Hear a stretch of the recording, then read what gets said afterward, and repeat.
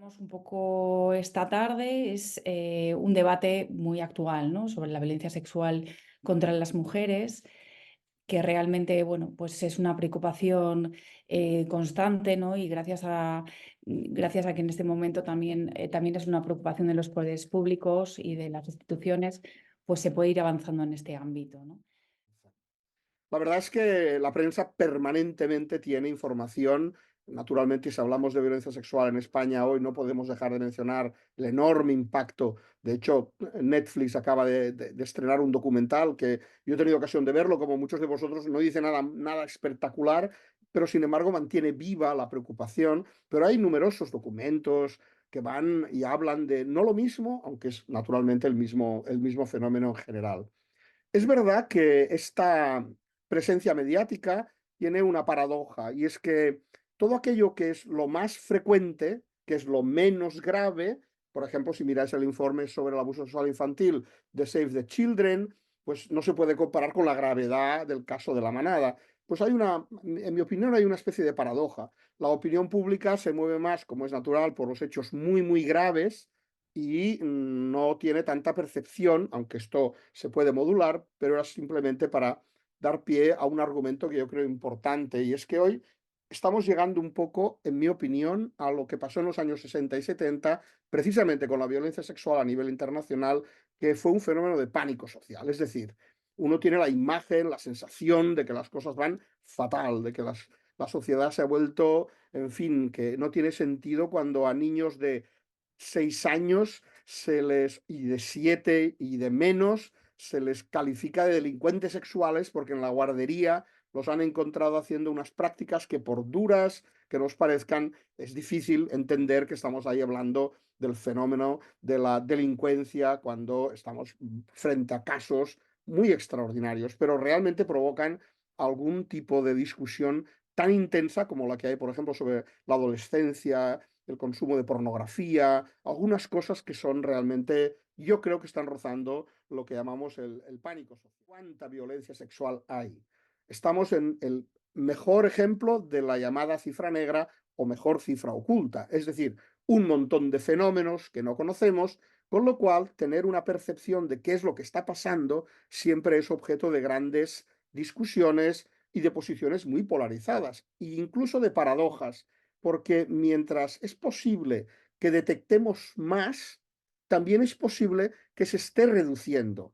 Pero en esta pugna del fenómeno se introducen nuevos elementos, como veréis en un momento, que son los nuevos delitos, las nuevas formas de violencia sexual, especialmente si hacemos relación o referencia a todo lo que tiene que ver con el ciberdelito, pues entonces nos encontramos con una magnitud muy difícil de comparar con lo que sucedía anteriormente, porque simplemente este fenómeno no existía.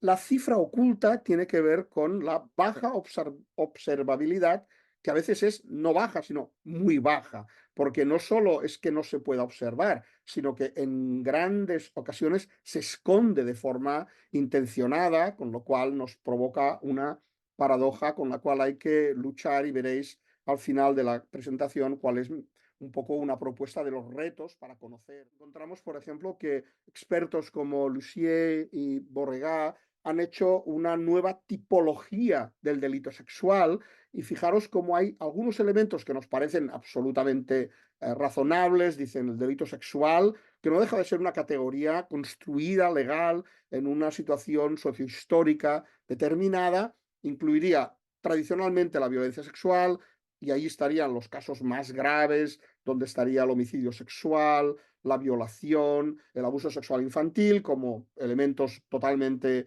paradigmáticos. Introduce una categoría discutible, que es la conducta sexual inadecuada.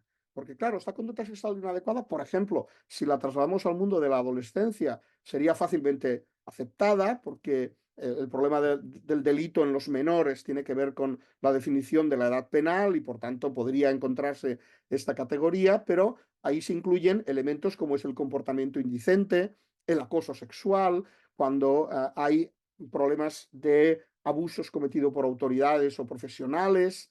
Bueno, esto es discutible, no me convence mucho su clasificación, Y por supuesto introducen la de la explotación sexual, donde estarían nítidamente organizadas la prostitución y también consumo de material de explotación sexual infantil, que es este Messi que veis en la parte inferior. En cualquier caso, esto lo que demuestra es que todavía cuando se intenta casar los fenómenos que definimos como violencia sexual con la delincuencia sexual, hay siempre algunas discordancias que tienen que resolverse, y yo creo que estos ejemplos muestran, por una parte, una tradición bien consolidada, con unas aportaciones que son siempre discutibles, o al menos que pueden chocar o producir una cierta paradoja. Cultural. Suele aparecer que los agresores son desconocidos, en lugares aislados, que la violencia sexual es algo poco frecuente o que se da de manera puntual, que solo o mayoritariamente la violencia sexual le pasa a mujeres jóvenes, atractivas, que de alguna manera lo han provocado previamente. ¿Qué es más grave? ¿No? Hablaba Antonio antes un poco de la gravedad, que es más grave cuando es con fuerza y existe penetración, lo que es la violación en sí, que siempre la mujer se va a resistir y por tanto va a haber un daño físico, un daño visible de esa resistencia, que se suele pedir ayuda de forma inmediata, como que se tiene muy claro que he sufrido una violencia sexual y enseguida lo denuncio, pido ayuda, y que siempre hay un daño psicológico irreversible, ¿no? En el contexto social escuchamos mucho cuando una mujer ha sido agredida la frase de ya le han fastidiado la vida, ¿no? Que parece que ya después de eso va a ser muy difícil volver a su vida anterior. Y un poco lo que las cifras y el trabajo que realizamos en Aspacia, este diagrama es de 2014, de los centros de atención de mujeres que gestionamos, sabemos que estos mitos se desmontan, ¿no? El porcentaje mayoritario son personas conocidas o del entorno cercano de las víctimas, no desconocidos. Y mayoritariamente las agresiones sexuales se dan en lugares que las mujeres consideran como seguros, principalmente en los domicilios. Quitar un poco este mito de son personas locas que no saben lo que hacen, no es un descontrol de impulsos, no es por estar borracho o drogado, esto puede agravar el tipo de violencia que se ejerce, pero no el hecho de decidir cometerla. Puede venir de una persona del entorno mayoritariamente, no tienen por qué ser hombres raros, pueden ser personas encantadoras, pueden tener un nivel socioeconómico y formativo alto y al final, bueno, mayoritariamente son hombres que deciden agredir o abusar. En este sentido, aunque hay agresiones obviamente en infancia y en la edad adulta de hombres y mujeres, sabemos que las cifras hablan de que las mujeres son el porcentaje mayoritario agredido y que los hombres que son agredidos también mayoritariamente son agredidos por otros hombres, ¿no? Encontramos cuando atendemos a mujeres que han sufrido agresiones sexuales, ¿no? Es una experiencia traumática, temporalmente desbordante, y nos encontramos en primer lugar incredulidad. La mayoría de mujeres viene, lo primero es, mira, os llamo porque me han dado el teléfono, porque me han dicho que llame, pero no tengo claro si realmente yo, lo mío es importante, ¿no? Si realmente he sufrido una violencia sexual, tengo lagunas, tengo sospechas, pero no lo tengo claro, porque tenemos casos ahora mismo, por ejemplo, de sumisión química, en el que la narrativa no es del todo clara, porque hay muchas lagunas en lo que ha pasado. Una sensación de alerta, de que pueda volver a pasar, de que tienen esa idea de que parece que se les ve en la cara y de que ya todo el mundo va a saber lo que les ha pasado y que van a estar de alguna forma marcadas de por vida. Confusión, qué es lo que ha pasado, qué no ha pasado, qué pasos tengo que dar ahora, dónde tengo que ir. Y muchísima culpa, vergüenza y asco, ¿no? Esta parte de, y sobre todo si no encajan en esa idea de víctima, no me he defendido lo suficiente, no tenía que haber ido a este sitio, no tenía que haber dado pie. Todos esos estereotipos que tenemos a nivel social, por supuesto ellas también los tienen y también les influye en la manera de integrar la violencia que intentamos o que entendemos por buenas prácticas, ¿no? Aparte de estos enfoques desde los que trabajamos, una escucha atenta y empática, no juzgar, no validar, no caer en estos estereotipos o en estos mitos o en esta idea de víctima ideal, poder informarla sobre sus necesidades, sus preocupaciones, las suyas, atender a su demanda. ¿Qué necesita ahora mismo? Yo a lo mejor puedo pensar que necesita denunciar, que necesita ir al hospital, que necesita contárselo a su familia, pero es importante que escuchemos qué demanda tiene la mujer, qué es lo que necesita y poderle dar esa información y apoyar poniéndola en contacto con los servicios especializados que puedan hacerle un asesoramiento específico y informarla y acompañarla durante todo el proceso, ¿no? Esto, aunque ido muy rápido, es un poco a líneas generales qué se encuentran las mujeres supervivientes. Es importante ¿no? que hay mucho debate, muchas veces hablamos de víctimas, hablamos de supervivientes, ¿no? Y yo creo que esa idea de cambiar a supervivientes y hablar de mujeres supervivientes de violencia sexual viene muy unida a ese concepto de víctima ideal que muchas veces genera confusión, ¿no? Bueno, pues ese planteamiento desde la Fundación FIADIS nos preguntamos si efectivamente ya en el ámbito más de las personas condenadas por delitos sexuales en prisión, había algunas tipologías que podían presentar mayor riesgo. Fruto como comentaba, ¿no? De que había como nuevos fenómenos, ¿no? Estábamos hablando, por ejemplo, de esas agresiones sexuales en grupo, lo que mal ya se ha llamado en manada. Si esos nuevos fenómenos, supuestos nuevos fenómenos, ya veremos luego que bueno, pues no es tan, bueno, no es tan reciente, sino que siempre ha habido, lo que pasa que probablemente ahora cada vez se denuncia más, son diferentes de bueno, de los que nosotros pensamos que eran los agresores sexuales más frecuentes, ¿no? Que cometen las agresiones de forma individual.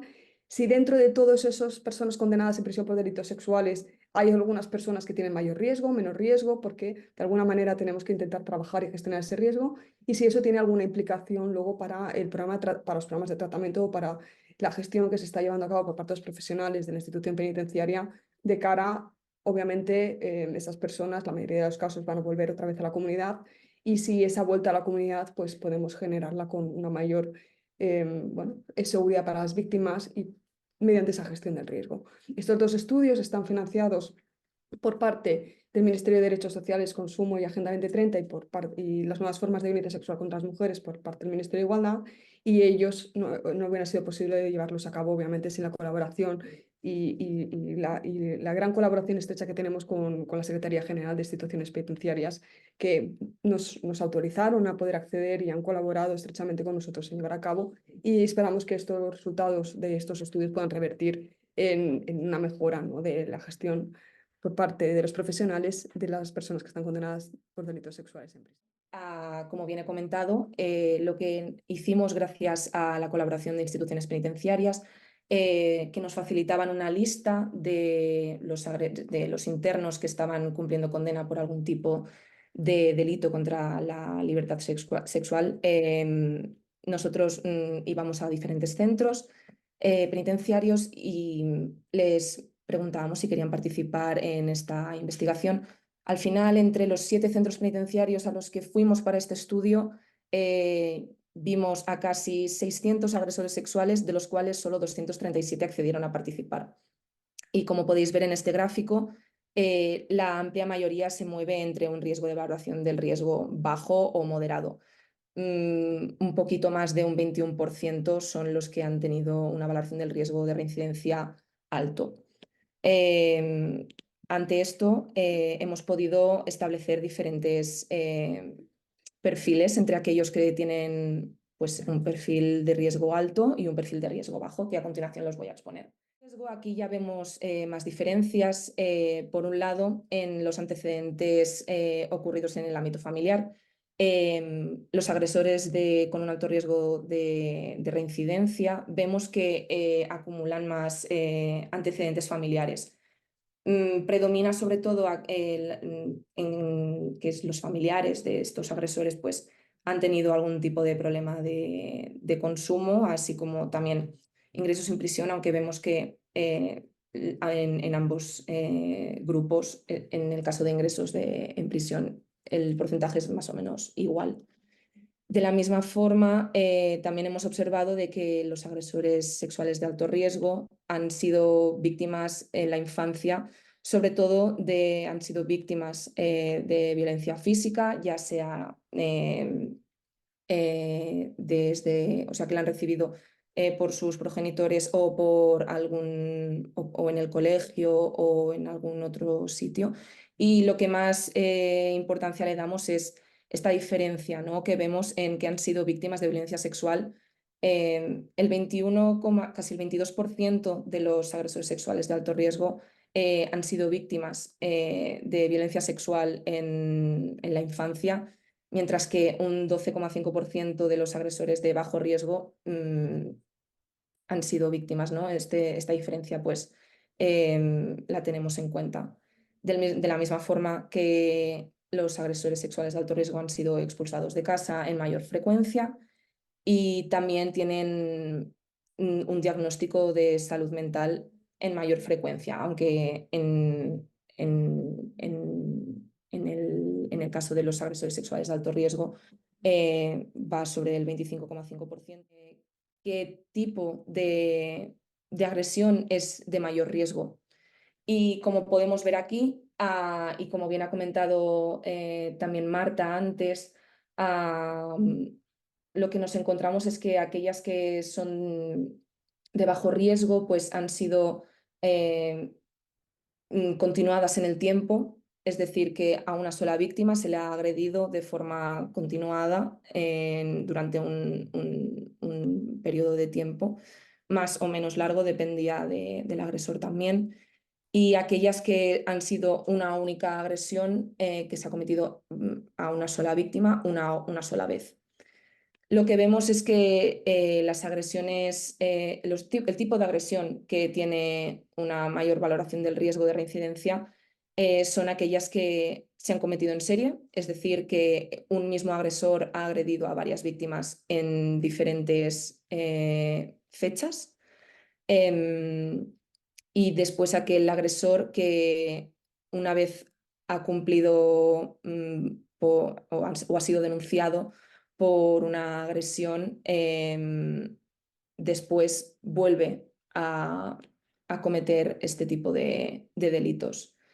Nos sorprende esta poca diferenciación que hay en el tipo de agresión grupal, ¿no?, que no queda de terminar del todo claro si la agresión grupal es... Primero vemos que es dentro de nuestra muestra no es la más frecuente, pero sí que vemos que no podemos diferenciar del todo pues si puede ser de bajo riesgo o de alto riesgo. Entonces nos preguntábamos si con este tipo de agresiones habría que ahondar más hondo. Entonces propusimos este segundo estudio en el que el objetivo era pues, ver estas diferenciaciones, ¿no?, entre los agresores que han participado en una agresión en grupo y aquellos que han cometido una agresión en solitario. Vincular a esa persona, volver a darle un apoyo social, pero también un control social para disminuir el riesgo de reincidencia, lo que acaba repercutiendo es en la seguridad de las víctimas.